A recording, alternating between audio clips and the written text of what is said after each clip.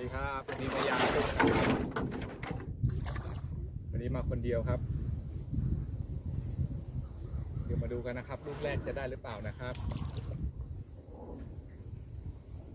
ลงไว้ตรงนี้นะครับเป็นเดือนแล้วนะครับไม่เคยย้ายเลยครับหายก็มีครับพวกขโมยไปลูกหนึ่งครับน้ำยังเท่าเดิมนะครับ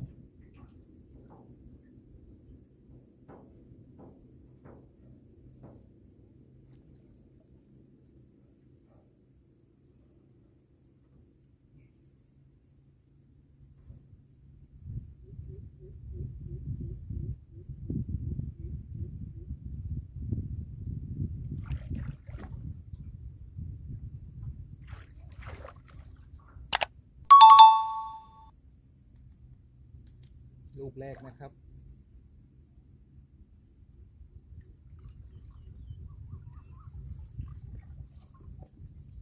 มีตัวอยู่ครับมีดินแล้วครับวันนี้ไม่มีใครยกให้ครับ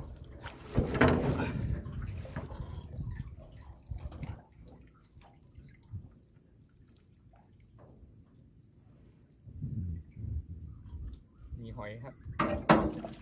ปลาก็มีครับดินแล้วครับ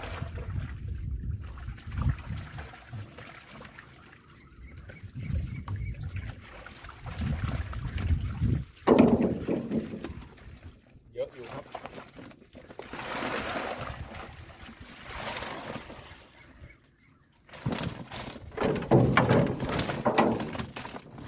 ตัวใหญ่ครับเทให้ดูนะครับ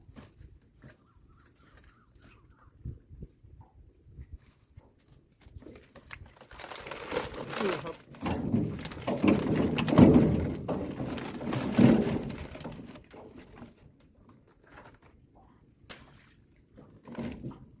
สวยๆนะครับ1 ลูกครับ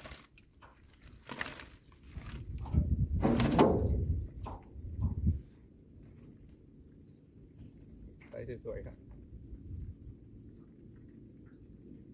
ไซส์ใหญ่ได้3 ตัวนะครับ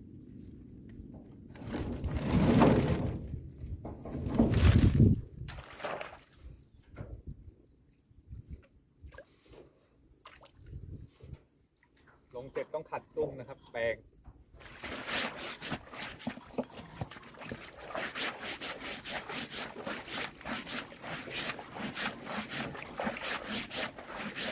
ขัดให้สะอาดด้วยนะครับ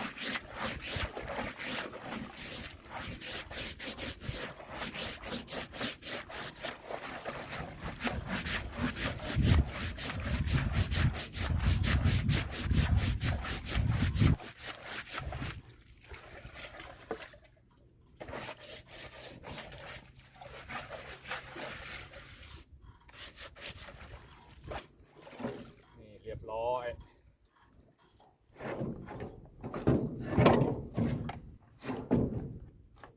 เหยื่อนี่แช่น้ำครับเพิ่งแช่ครับแช่ไม่ให้มันลอยนะครับแช่แป๊บเดียว10 นาทีก็ใช้ได้แล้วครับกะลาครับขัดเข้าไปไม้ขัด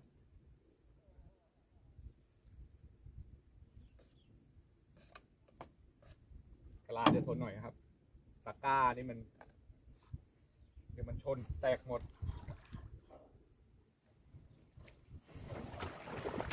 ลงไว้จุดเดิมนะครับไม่ได้ย้าย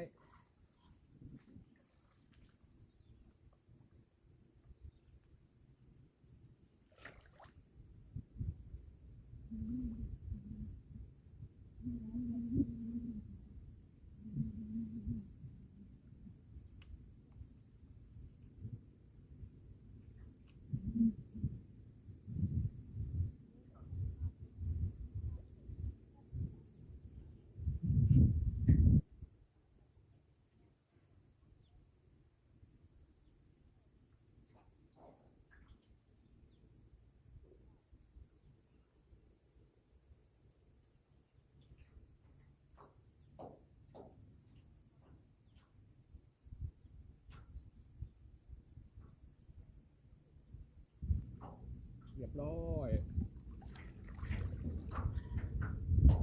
เดี๋ยวดูลูกต่อไปครับผมลงไว้ตรงนี้6 ลูกนะครับโดนขโมยไปลูกหนึ่งแล้วครับใส่เขาไปเป็นแบบ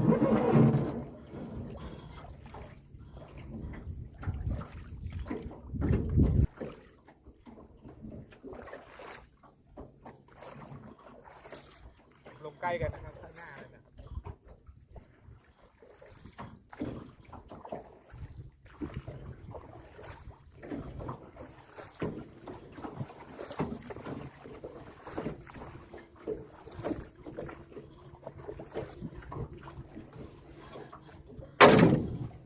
ปลาไซส์ใหญ่ๆก็ได้ครับตรงนี้เป็นตุ้มใหม่นะครับเพิ่งเอามาแทนลูกเก่าไม่ได้ถ่ายให้ดูตอนเอามาลงแทนนะครับพอลูกเก่ามันพังแล้วครับ4-5 ปีแล้วครับลูกนี้ก็เลยเอามาเปลี่ยนไม่รู้ว่าจะได้หรือเปล่านะครับมันเป็นตะไคร่น้ำป่ะตุ้มใหม่ถ้าตุ้มใหม่ปลาไม่เข้านะครับ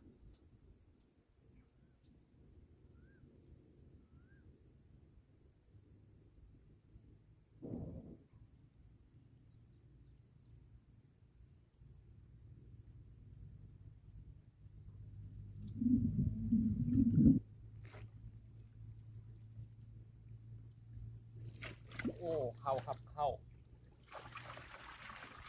วันแรกก็เข้าแล้วครับนี่ตุ้มใหม่นะครับยังเป็นตะไคร่น้ำเกาะอยู่นะครับถือว่าเข้าแล้วครับเดี๋ยวต้องขัดหน่อยนี่วันแรกนะครับ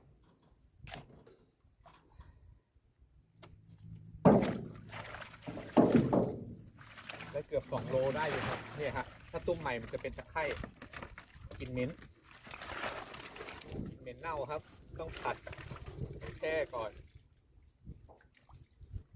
แต่ถือว่ายังได้อยู่นะครับลูกนี้ถือว่าผ่าน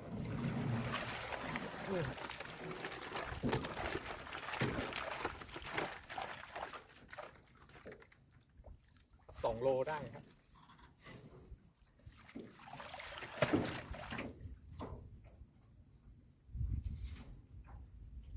เนี่ยฮะต้องขัด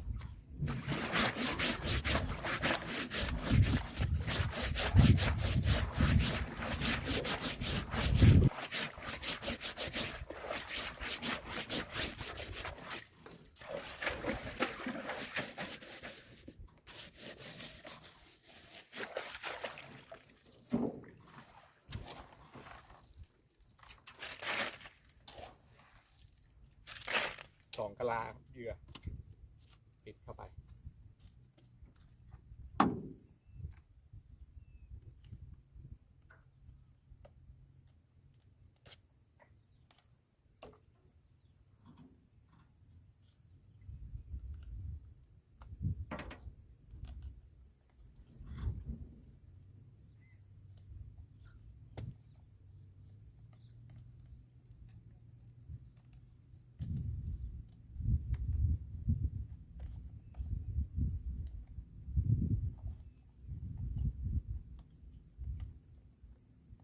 เรียบร้อยครับทำความเร็วครับ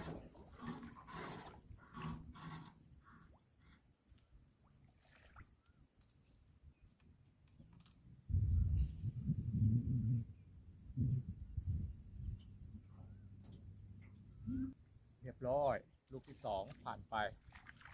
เดี๋ยวไปดูลูกที่3นะครับอยู่ไปด้านหน้า3 4 5 6ใกล้กันหมดเลยนะครับ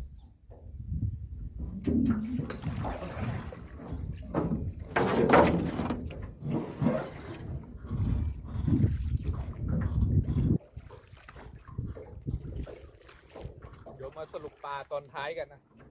ว่าจะได้เยอะแค่ไหนครับวันนี้จะถึง20 โลหรือเปล่า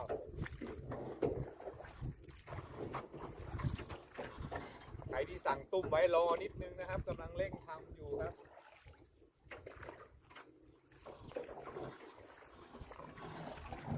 3ถึงแล้วครับ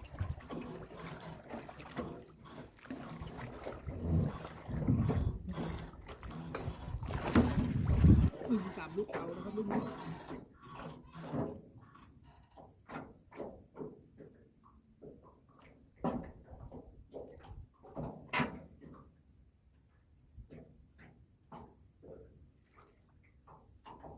หน้าตุ่มเรียบดีนะครับ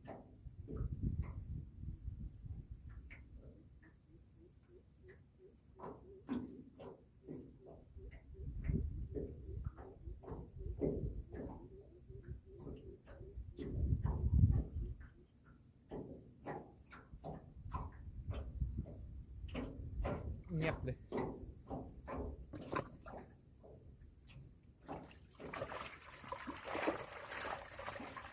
ดีครับลูกนี้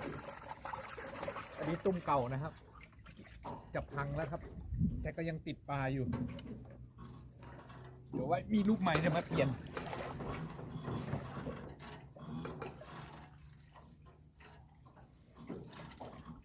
นี่ฮะตะไคร่น้ำเกาะหมดเลยครับ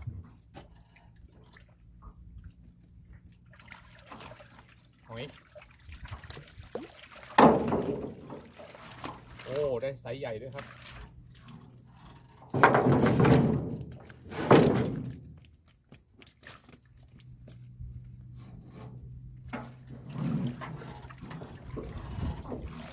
ให้ดูครับปลา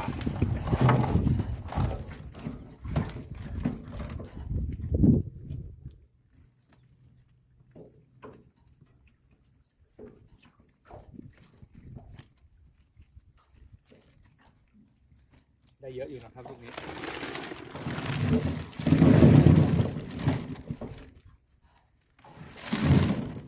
3 ลูกเกือบ10 โลแล้วครับหอยไม่เอานะครับปล่อยมันไป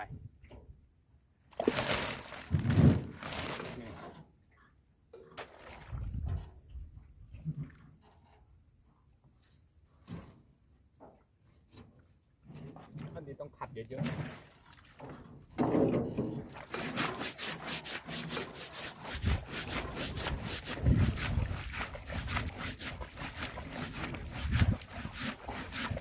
ขัดแรงไม่ได้เดี๋ยวตุ้มพัง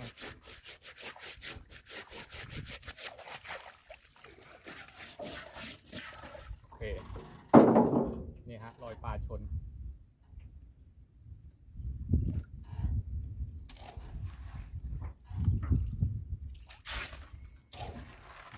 2 กะลามาตรฐานมากู้วันเว้นวันใส่เยอะไม่ได้จะกินไม่หมดอาหารเน่าอีกครับ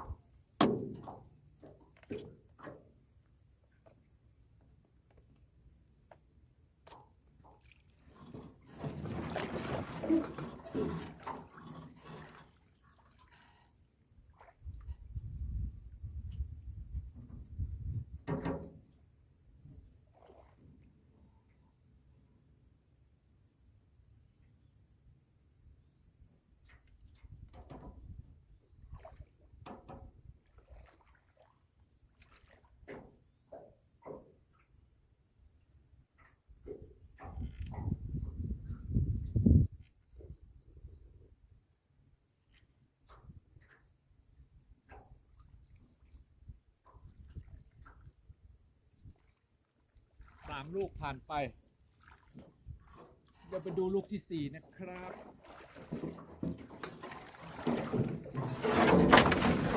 ที่4 5 ที่ 6ไกลกันนะครับทีนี้ตรงนั้นไม่ใช่นะครับผมลงหลอกไว้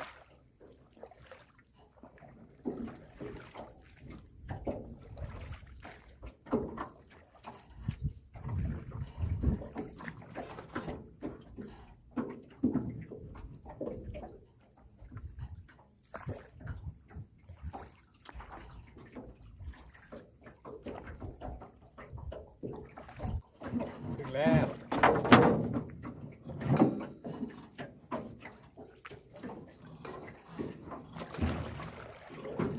ลูกที่4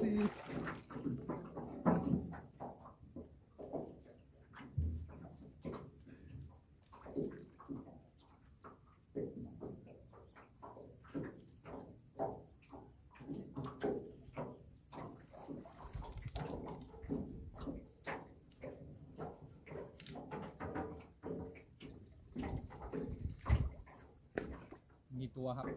แต่ไม่น่าจะเยอะครับลูกนี้ น่าจะมีตัวใหญ่ด้วยครับ โดดแล้วโดดแรงครับ กระแทกแรงหอยไข่น้ำเกาะเต็มเลย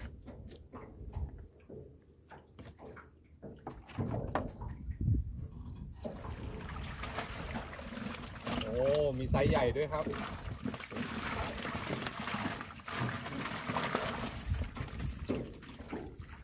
หอยไม่เอานะครับจะได้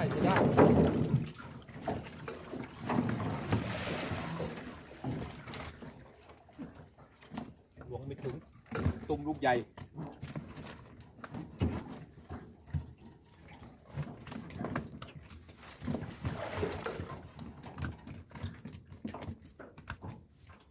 โอเคตรงนี้ดีกว่านะ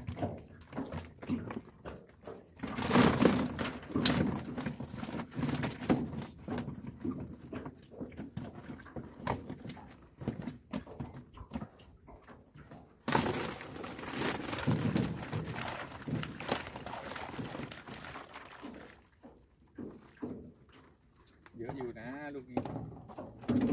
โอ้ยออกนี่นะครับไซส์6 ขีด 7 ขีด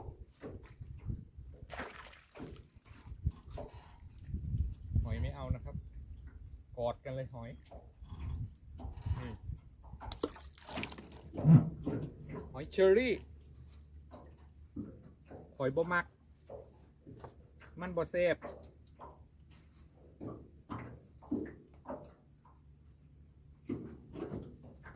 เดี๋ยวขัดตุ้มก่อน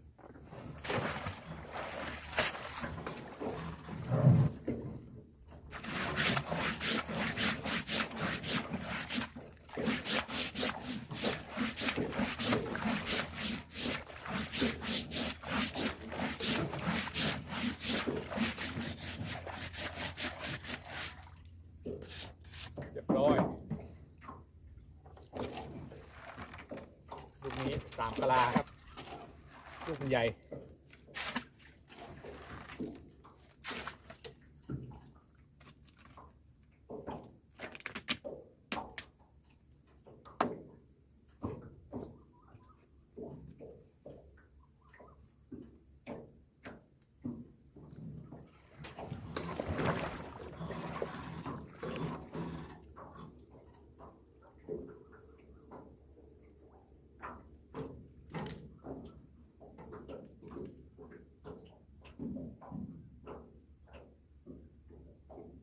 ลงน้ำไม่ลึกเลยครับน้ำแค่คอ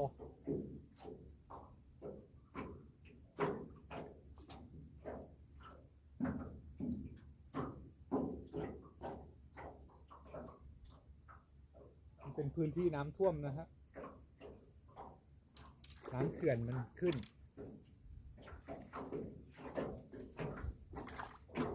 เดี๋ยวเขาก็ปล่อยแล้วปล่อยเดี๋ยวเราไปเล่นทางนู้นไปลงทางนู้นก็ติดดีครับตัวใหญ่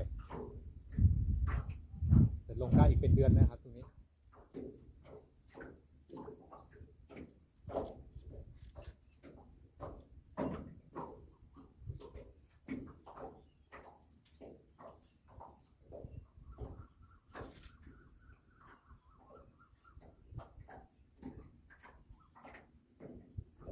ตรงนี้4 ลูกแล้วลูกที่ 5เดี๋ยวไปดูลูกที่ 5ครับ5 6ตรงนี้จุดนี้6 ลูก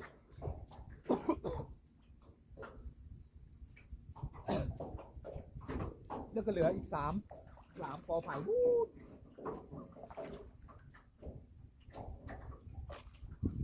ทั้งหมด9 ลูก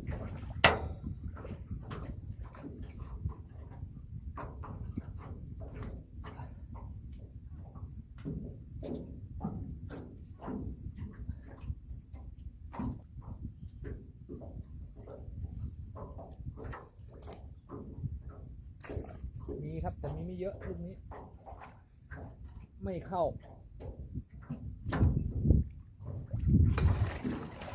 มีน้อยครับเข้าน้อย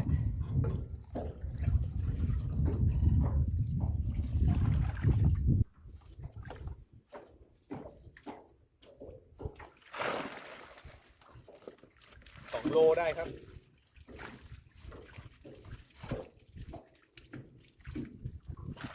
ตัวนั้นตัวใหญ่ด้วย2 ตัว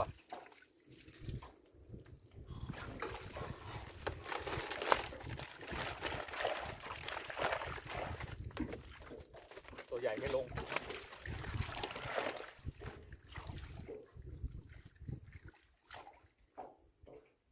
2 โลได้ครับลูกนี้ลูกเล็ก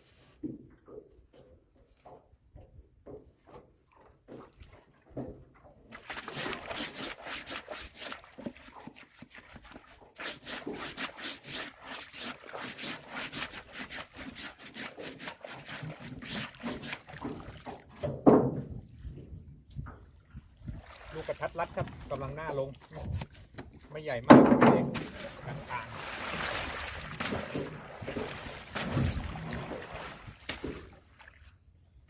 อาหารหมดไม่พอกิน2 กะลาเต็ม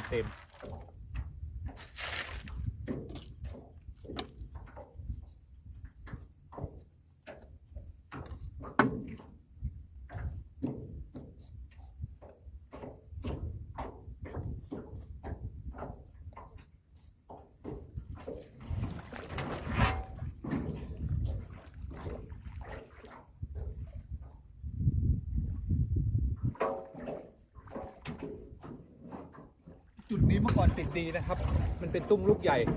แต่โดนขโมยไปนะครับอันนี้เพิ่งมาลงแทนตอกติวล้วนเลยครับลูกนี้แต่โดนขโมยไปแล้ว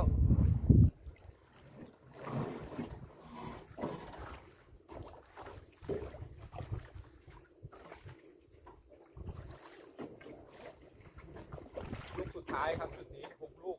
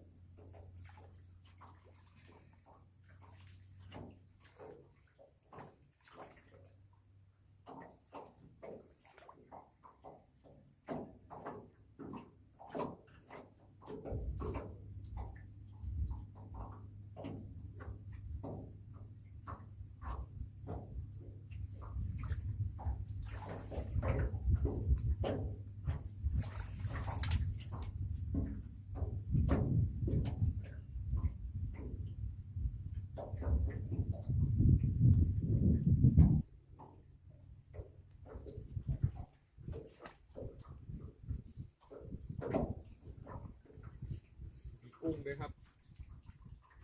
ลูกกุ้งกล้ามกรามตัวเล็กอยู่ไม่เอา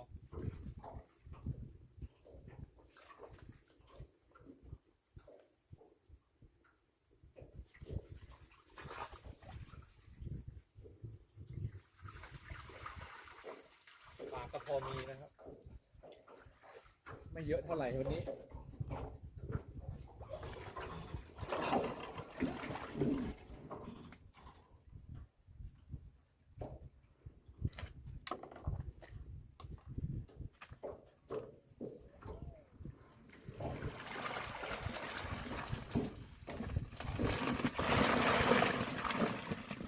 ตัวใหญ่ 3-4 โล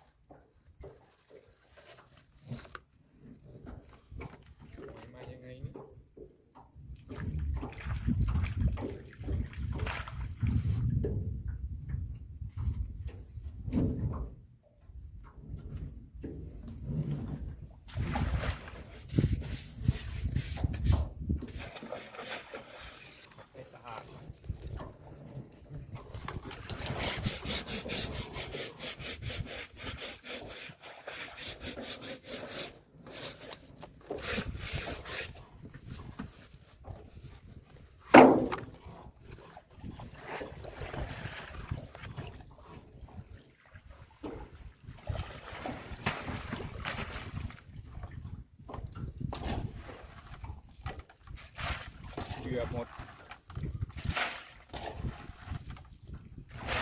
ใส่ไป3เลยครับ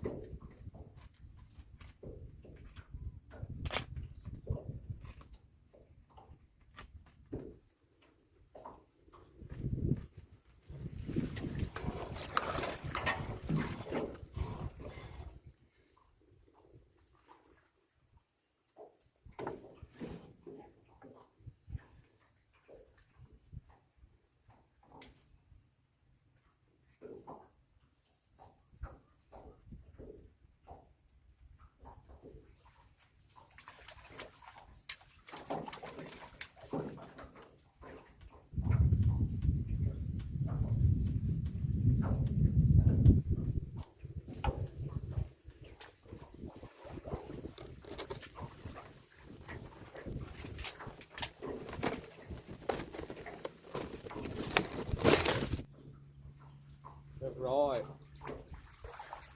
จุดนี้6 ลูกหมดแล้วครับ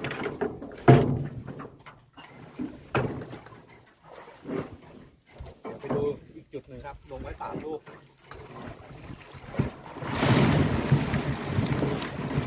6 ลูก20 กว่าโลแล้วครับ